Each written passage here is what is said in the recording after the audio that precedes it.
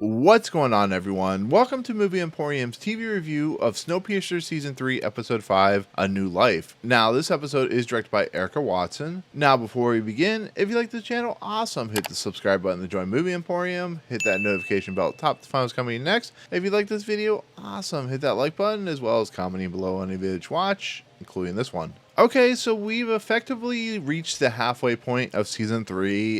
You can definitely tell this is a transition point for this season, of course, which means a lot of things have come to a close. A lot of things are going to start happening in the next 5 episodes to conclude out the season. And it's very prominent on the simple fact that there's not a lot of stuff that happens in this episode. It didn't make it a bad episode. It's actually a pretty decent episode because it has a lot of interesting kind of ideas and concepts about just like this world that they live in, but it also brings in new light of just people that you see kind of turning to a different side, whether good or bad. It's just that type of episode. And so the main focus of this episode, like the title says, is basically the birth of Zarra and Layton's kid. I don't know if it's a girl or boy. I can't remember offhand.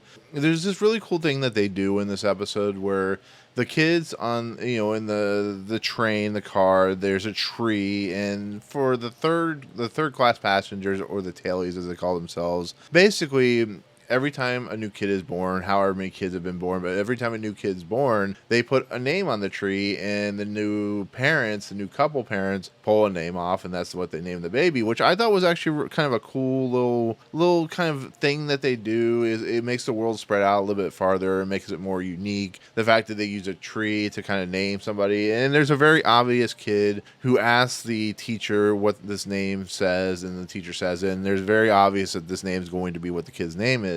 But I just thought that was kind of cool. I thought that was a really neat touch for a season that's actually been pretty good, believe it or not. The episode also is dealing with something that I don't necessarily think needed to be in this series at all, and that's a arsonist or a demolitions expert, I guess, or I don't know what you want to call him, a terrorist, I guess you could say. I guess that's what the synopsis says. But there is someone on the train that wants to do damage to not only Snowpiercer, but to Andre Layton. Now, if you honestly think about it and think about where the season has been in the last few episodes, it's kind of obvious who's doing it, but I don't know if I really particularly like this type of thing because it feels a little forced, a little too like we don't have enough story for this episode, so we just need to add something. I know what they're planning on is going to be, part of a later kind of bigger story, but you have the baby being born, you have the issues with Zarra, and of course the experimentation that they were doing on the baby to, try to help the situation of helping the people find a way to get through this cold snap, this really bad freeze. And I thought that was that stuff's really kind of important because Zarra and Layton have been going through all this crap, 6 months where they didn't see each other, and now they do, and they're having the baby like 3 weeks early because it's coming, and and the idea of the fact that Zarra gets really cold and she feels like she's dying, but the baby needs to come before that happens if she dies. And you see like the two main doctors, the one from the first season, the one that was on Wilfer's train, kind of keep her in check until Layton comes back, because Layton has to go do this detective work with Bess about finding who this terrorist arsonist is. And, it's a lot of stuff that's going to, like I said, expand upon in the next 5 episodes, which is what I gathered because this is the middle episode. I don't necessarily think that the arsonist stuff, like I said, is very good, but, like I said, they need something. But the whole idea of Zarra, giving birth is very much a thing that I expected by the halfway point. It was something that, needed to happen to continue the story. But like I said, Bess and Layton are trying to find out who the arsonist is. They end up in, of course, LJ and John's car, the nightclub car, and of course LJ is a very shifty character, but it doesn't seem like up her alley to be an arsonist for whatever reason. She's never given any reason to kind of go that route, because now she's like has her loyalty towards Layton for the time being, and I don't know. It's a really strange thing to watch. Andre and Bess work together, because this is what happened in the first season where they were trying to figure out who the murderer is, which of course was LJ was the murderer, which was something kind of surprising. So it takes them down to what I call, I don't know if it's what this called, but it's the third class Haley bootleg car. They make their own alcohol down there. I think this is where the alcohol is made. They see this guy named Zeke, and Zeke is the individual selling alcohol to the lower third class people. and it leads them down to basically what ends up happening is the tree was set on fire by ethanol alcohol, which makes a lot of sense. They go down to this car, and Zeke, who's a character we've never seen before, he is basically finds out that two gigantic bottles of ethanol alcohol were stolen and replaced with water. So that sets off a lot of bells. Of course, Zeke is not the arsonist, because that wouldn't make any sense, because you need a main character to be the arsonist terrorist. And it leads Bess to go talk to Miss Audrey, who is a drunk at this point. She's basically she has a lot of issues. She was trying to escape to see Wilford, but she wasn't able to.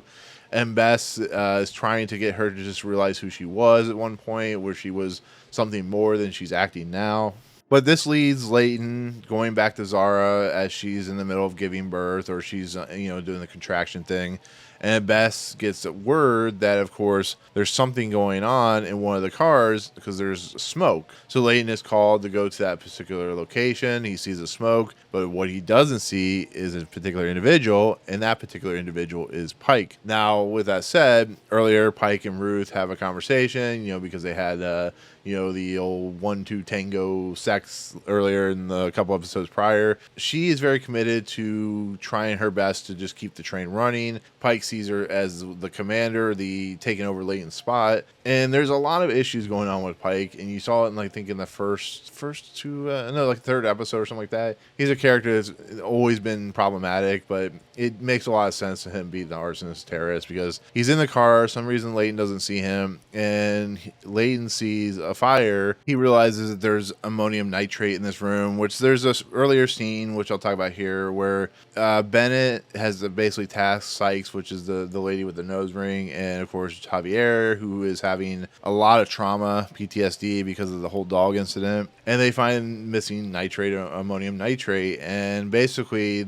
there's a bomb in this car, and it gets set off, but it doesn't really do a lot of damage. It just does damage to the car, and of course Layton gets hurt, but Layton's all right. He goes back and officially helps Zarra give birth and stuff like that. But we see, like I said, we're going to see Pike's character, something. I think he's going to have the moment at the end where he's going to die. I think that's where his character's leading. Pike has been one of those characters, like I said, from the very beginning, that's been a very shifty character, but he walks into the car where Audrey and Zeke are located, and he hears Audrey playing guitar and singing music, which is what she's good at doing. He goes behind one of the walls and breaks the remote detonator that set off the bomb. And it's gonna be interesting to see when they find out that Pike is the one trying to kill Layton, because Pike is very, very difficult of an individual to deal with. So it's going to be interesting to see where his character leads. I think it's a little too goofy in its own right to have this kind of third act or second middle act, like the peak when it starts going downhill for the end of the season, to have Pike just be like an antagonist all of a sudden. And I hate the fact that you have this big setup with the second season where they escaped. Fortunately, Pike was left behind. I would understand Pike being upset by this and trying to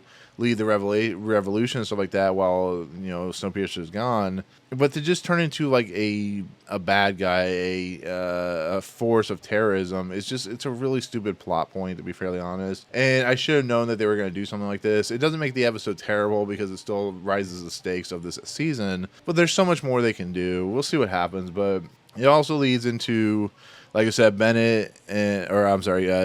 Sykes and of course Javier have a conversation where they're talking about the PTSD that Wilford put on them because of that dog, and it does help Javier, who's just he's a mess. He is in total terrifying nature, and it's really sad to see what has happened to him. And I'm glad they brought him back, because I thought he was dead after last season, but he's a total disaster right now. And he does I think Sykes is going to help him out with his traumatic events and stuff like that. So we'll see what happens with those two characters. But the kind of last thing, the smaller portion of the episode, I kind of went in reverse, but the smaller point, basically Aleks has been close to bedside with Wilford. He reads him stories, she talks to him. Audrey was trying to break in to see him, but Wilford is having nightmares of all the incidents that we've seen him do throughout the entire like season and a half that he's been on the series. And I think that's going to be an interesting, I don't know if it's going to change Wilford, but I think it's interesting to see that the writers and directors and the staff and producers and stuff like that are trying to maybe shift Wilford a little bit, maybe make him less of a evil kind of genius villain, maybe kind of turn him where he may want to help Layton later on. I don't know, but it's an interesting kind of thing to see him have all these nightmares, and if they just don't do anything with it, it'd be kind of really stupid. But he kind of wakes up at the end of the episode and is kind of groggy, but seems like he's going to be awake. And I'm just curious of what they're going to do with this character, if they're really going to change him for a little bit of the better, or are they going to change him for worse? I mean, what are they going to do? But it really feels like he's going through some problems where he's starting to see the kind of the error of his way, I guess you could say, especially with Aleks, who Aleks has some flashbacks to when he hit her, stuff like that, which is really disturbing if you think about it. But it's going to be interesting to see what happens with Wilford, if he survives, if he doesn't survive, what is his character going to do? Maybe he and Pike dies, I don't know. But that's pretty much where his character leads off. There's not much to even talk about with Wilford. We're going to see what happens. But the last portion piece after the Wilford stuff, Josie and Bennett start talking, and they have their moments with talking about Melanie, because Bennett was very much attracted to Melanie, and they had a thing. Josie realizes that he can't be with Layton, or she can't be with Layton.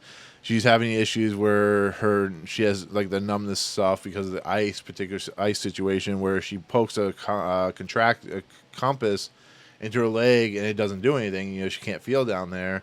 But once again, maybe I don't like this episode as much as I thought I did, because it's really weird that all of a sudden Bennett and Josie become a thing, which they're trying to make these characters relevant. Maybe they just don't have enough story for them. I don't know. Like I said, this is the halfway point. So sometimes the halfway point is just not that really that real entertaining or interesting. You got to push forward. You got to do things you may not want to do to keep the story continued. I don't know. They have sex or whatever. It's really weird. I don't know. Maybe Melanie is going to come back in the next half of the season. I don't know what's happening, but other than that, I will say this: if you're going to have a baby, newborn baby in the episode, you might want to get an actual baby and not go the American Sniper route, because you really kind of make yourself laughable in that situation. And if you've seen the episode, you know what I'm talking about. The baby that is born through Zarra is absolutely not real. It looks really, really fake, and actually kind of disturbing a little bit because of how it moves. And you hear the sound effects of the baby crying,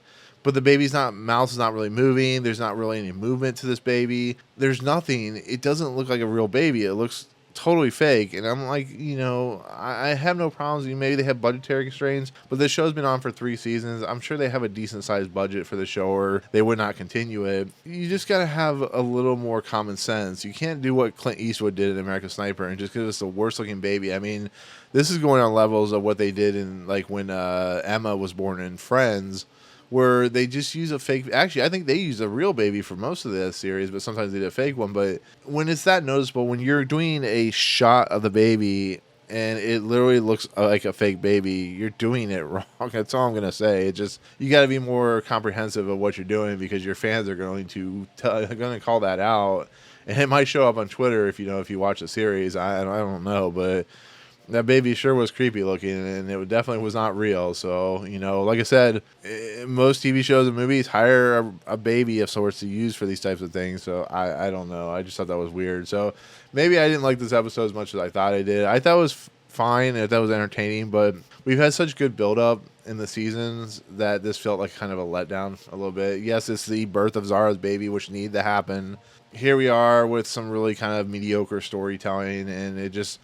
I think the fact that Pike was needed to be brought in to be a terrorist is just a little off-putting, to be fairly honest. So for my honest score, like I said, maybe I didn't like this episode as much as I thought I did, because I'm giving it a 7.5 out of 10. You can definitely tell it's the middle episode. It doesn't really have any interesting storylines. It's an episode that is transitioning the chessboard into a much interesting, more probably dynamic direction, but having Pike as the bad guy, having the baby look as fake as it does, having all these weird kind of moments with LJ and John, and Zeke and Josie and Bennett, and I don't know. The best thing is Javier and Sykes. That's probably the worst thing you can have. So, anyways, a 7.5 out of 10. Pretty much a disappointment for so far this season for Snowpiercer, but I expect better, as the season moves along. So, and that'll do it. That'll be my take on Snowpiercer season 3, episode 5, which is called A New Life. Thank you so much for watching. Comments below. What did you think of the overall episode? Did you like it? Did you not like it? Please tell me if you thought the baby was as fake as I did, that type of thing, all that good stuff. Anyways, if you like what you see on this channel, hit the subscribe button to join Movie Emporium. Hit that notification bell at the top to find what's coming next. If you like this video, awesome. Hit that like button. And as always, we'll see you guys on the next video. Peace out.